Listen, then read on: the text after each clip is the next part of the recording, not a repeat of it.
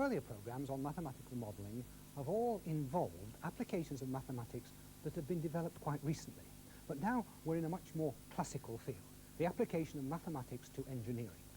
We're going to look at the mathematical models that arise when engineers design structures of all sorts. We're going to look in particular at cranes. You may have seen cranes like this around. Obviously, the major problem is to design something which is such that when you start lifting enormous loads here, doesn't cause the whole thing to topple over. In particular, let's take this thing here, which is a sort of stay to the crane. Now that will be anchored at its bottom end, and if we can find the force that is being taken by that stay, we shall then know something about the strength of the anchorage that we've got to get. Now, this crane has members, each of which is itself a quite complicated structure. And so the first thing we're going to do is to replace those by single rods. And so we get a thing like this. This is, if you like, the bare bones of the structure of our crane. And that's the thing we're going to analyse. Now, to help us with the forces involved in that, we've got a simple model crane in the studio. In fact, it's not an awfully useful sort of crane, this, because the weight is just hung on a fixed rope here and tied off on the end of the jib. But the jib is supported by this, and we can raise and lower the jib, and so raise and lower the weight. And with a swivel here, well, we could move loads with it over an arc somewhere over there. I've chosen this, though, because its structure is very simple to analyse. What are the forces involved in this? Well, there's first of all the weight here, and that is pulling down on the jib. And the jib doesn't collapse because of this stay rope here.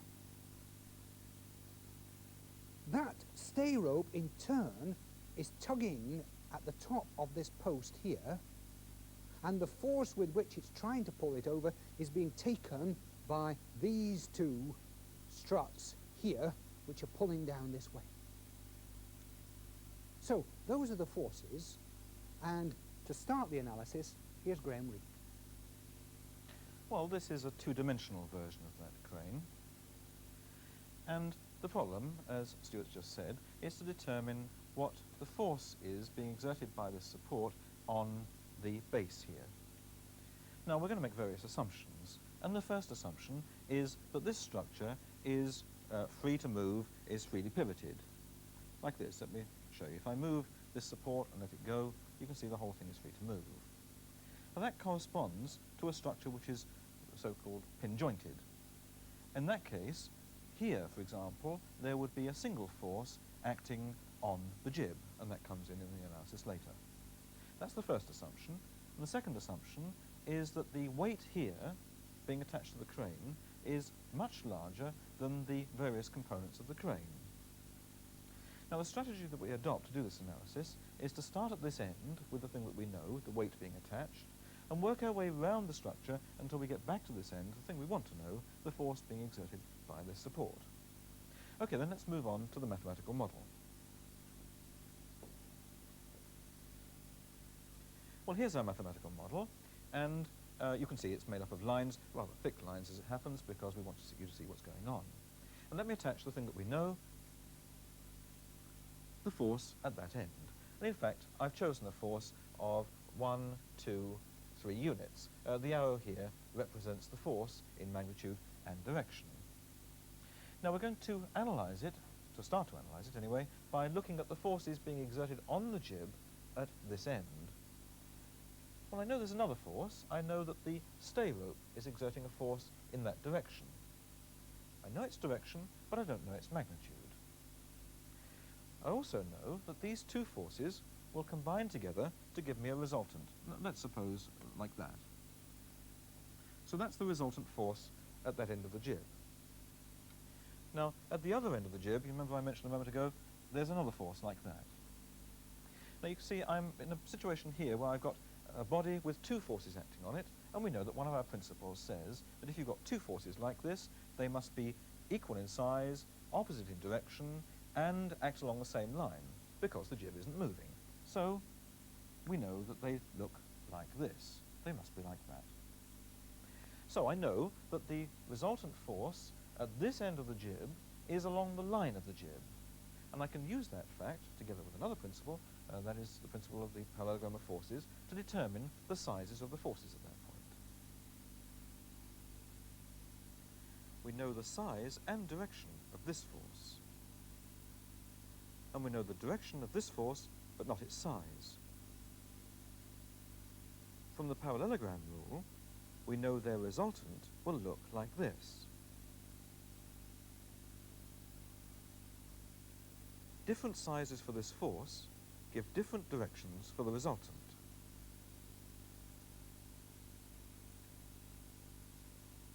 There's only one size which gives a resultant pointing down the jib. Okay then, so that's how it's done. But if you wanted to repeat that at home, what you would do is start with this force that you know and draw a line parallel to the line of the stay rope until you meet the jib, then a vertical line until you meet the stay rope, and that will tell you the size of this force, but more importantly, it will tell you the size of this force. In fact, I can see it's 1, 2, 3, 4, 5, 6, 7 units. So, if, for example, I put 3 tons on the crane, I would expect that there would be a force of 7 tons in the stay rope to hold that weight up. At least that's what the mathematical model predicts. So, Graham's got us well into the process of mathematical modelling. He's abstracted the mathematical problem, which is to find the force here when we know the force there. And he's given us a method of solution, at least a partial method of solution so far, which enables us, by the simple graphical way, to find the force being exerted on the jib here and the force in the stay rope when we know this force here. In fact, he's worked it out for just one position. And you could do it for various other positions.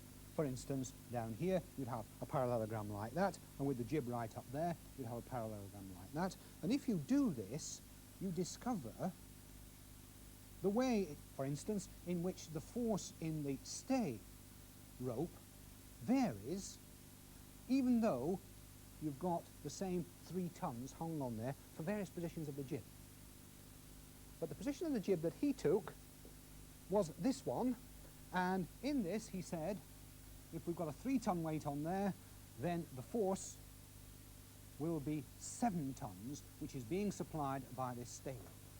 And the first thing that I'm going to do is a thing that you should do, if possible, with mathematical models, and that's to check out that prediction. Well, we can do that on our model crane in the studio. Here's our model crane, and I've also got here a means of measuring forces. It's really just a simple spring balance. Now, it's been calibrated, and you'll see when I weigh this thing on the end that we've carefully arranged that the calibrations match up to Graham's calculations there. And in fact, when I weigh that thing, look at the white stripes, it weighs 3 units. It's obviously not 3 tons, but it's 3 units. And I can find the force in the stay rope now if I simply hook that on there and then pull on this thing until, in fact, the real stay rope just goes slack. I've replaced the real stay rope now by this, and if you look now at what force is there, count the white stripes, 1, 2, 3, 4, 5, 6, 7, that's what he said, for 3 tons, 7 tons. So our mathematical model is indeed making the right sort of predictions at this stage. But of course, that wasn't the problem that we started out with. The problem that we started out with was to find the forces with which these are pulling on the anchorages. And that's quite a complicated problem because you've got really a 3-dimensional picture here. So I'm going to simplify it. If you imagine the forces in these two, then they are pulling down here. Think of the jib in the symmetrical position. Then they are supplying a force which could be supplied by a single stay down here.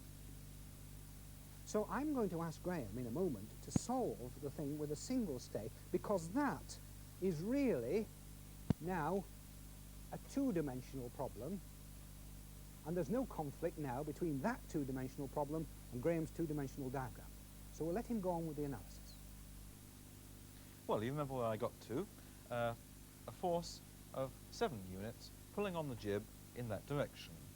But you see, that stay rope also pulls on this upright post, and it's going to pull at this top end with an equal and opposite force of 7 units in that direction. You see, I'm gradually working my way around until I get to this support. Now, in addition to this force on this top end of the post, there's a force down this line of this support also acting on the post. Now that means I can apply exactly the same argument as I did before for the jib, but this time I'm going to apply it to this upright post. And if I do that, I should be able to find the size of this force.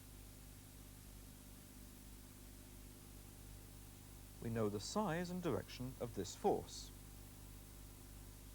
And we know the direction of this force, but not its size.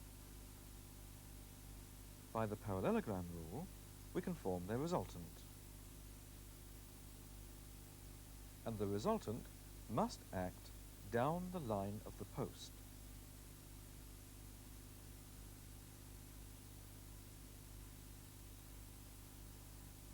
So you see, using exactly the same method, Graham has in fact got us very near the answer to our problem.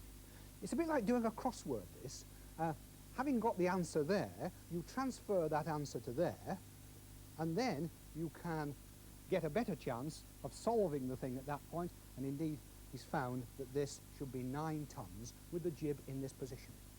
But of course, that's the two-dimensional crane. How does that help us when we've got a real three-dimensional crane? Here's the crane, which is in fact three-dimensional. And we've got 2 struts here, which are supplying force. They're supplying a force down here, whose value we've calculated to be 9 tons.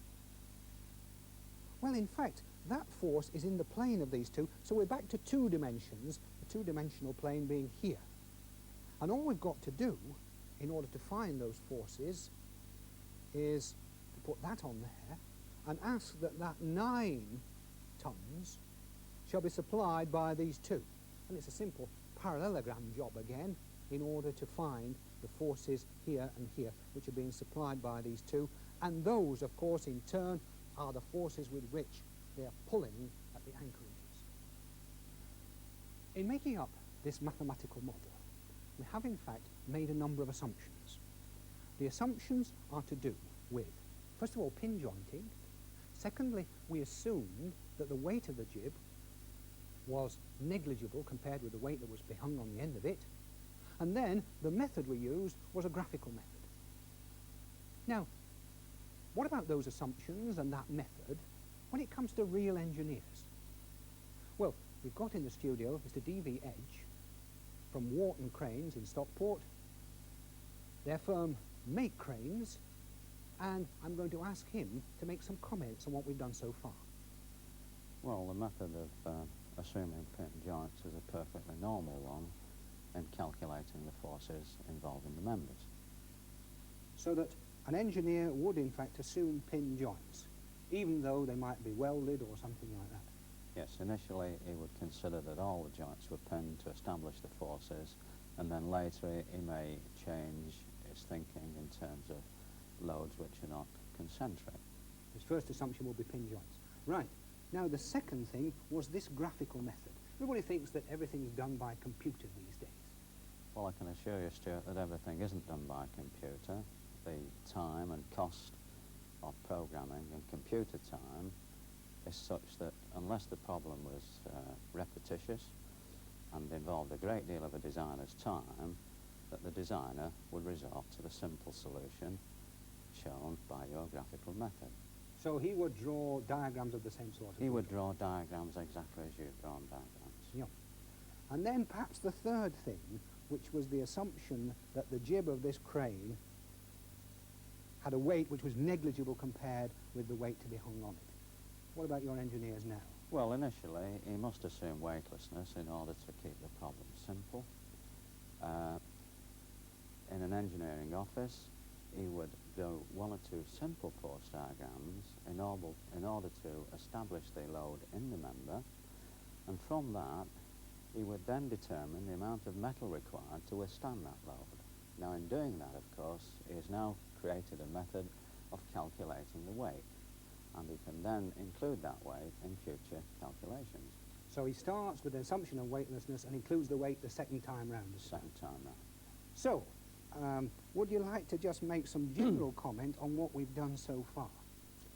Well, I think in summing up, I can say that the two assumptions of pin joints and weightlessness are the normal engineering assumptions until things start getting complicated. And the method of graphics, or as it's known in the design office, a force diagram, is a perfectly normal method used by the engineer on the drawing board. Thank you very much. Now, that first crane that we analysed had severe limitations as a crane. Perhaps this model here looks more like a crane. It's got two ropes. One you can use to raise and lower the weight, and the other one to raise and lower the jib. And with a pivot here, you can cover a very big area, lifting loads from one place to another. Here's another version, exactly the same structure, and you can raise and lower the jib, and when you raise the jib, oh dear, just do that again. It looks as though the jib is all right when it's down there, but when we start raising it, then at some particular point it goes all unstable on us. And that's a very nasty thing for a crane to do. And so we'd like an explanation for that. I'm going to ask Graham. Well, I think we can explain it. But before I do, let's make sure that you understand the problem. This is the old crane, you remember, with just the one supporting wire. The new crane has a rope attached there, over the pulley, and down. You wouldn't think that that would make too much difference, but in fact it makes quite a considerable difference. Now, we need to know something about pulleys before we can analyse this problem. This pulley at the top there is important. So let's analyse how pulleys behave. Well, here's a pulley, and around it there's a string, and on either side of the string I've got these measuring devices which will measure the sizes of the forces. You see this extension here, this white bit? It's the same length here as here, which means that the two forces are the same in magnitude. Now if we move this position, again, the forces are the same in magnitude, different from the forces we had before, but they're the same size. That length is the same as that length. And this is exactly the extra piece of information that I need in order to analyse this new crane. Let's look at the top of the jib again. This time there are three forces. One from the stay rope and two from the rope passing over the pulley. We'll look at the rope passing over the pulley first. The two parts of the rope exert two forces on the pulley. The force downwards is equal to the load. And we know that the force exerted by the other part of the rope must have the same magnitude, because the rope passes over a pulley. Now we can take these forces, which we know, and use the parallelogram rule to find their resultant. And here it is. This is the resultant force exerted by the rope on the pulley. And that's the same as the force exerted by the pulley on the jib. Now let's find the total force on the jib, the force from the pulley and the force from the stay rope. We don't know the size of the force from the stay rope, but but we do know something about the overall resultant. It must go down the line of the jib, and we can use this, as before, to find all the forces.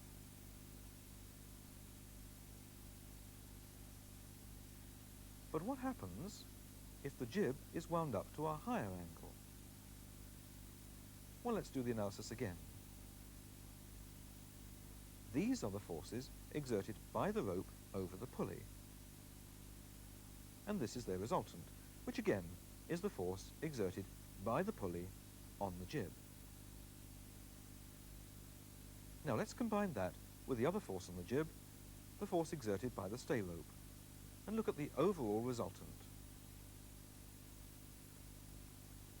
Whatever the force exerted by the stay rope, we can't get the overall resultant along the line of the jib. It's always tending to pull the jib upwards. The crane is no longer in equilibrium. It collapses upwards.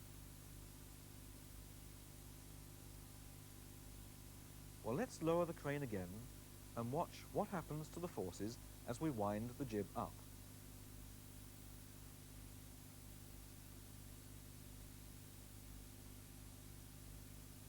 This is the critical position. Any higher and the crane collapses. The critical position is when the jib bisects the angle made by the rope around the pulley.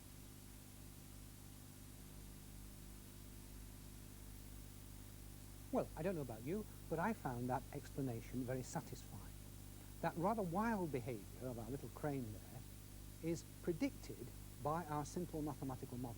In fact, we've got a quantitative prediction. What was it? That it will go unstable when the line of the jib bisects the angle between the two strings. Off we go, winding this up, and it's at about that point that it goes unstable. And if I just push it back into position where it went unstable, look at the line of the jib and the angle made by the two strings. Not a bad prediction, is it? So, our mathematical model has in fact given us an unexpected prediction, I think. Now, as with all mathematical models, you could go on refining the thing and taking into account those initial assumptions and perhaps modifying them and so on. But think of a crane designer. He's never going to be designing a crane to lift, say, exactly 20 tons. Although you put a maximum 20 tons, he'll build a bit of extra strength into it. He wants an estimate of the size of the forces. And this sort of mathematical modelling is quite adequate for that. And I think we've learned one other thing. If you ever do see a crane like this with a very short jib, then I think the best thing is to keep out of its way.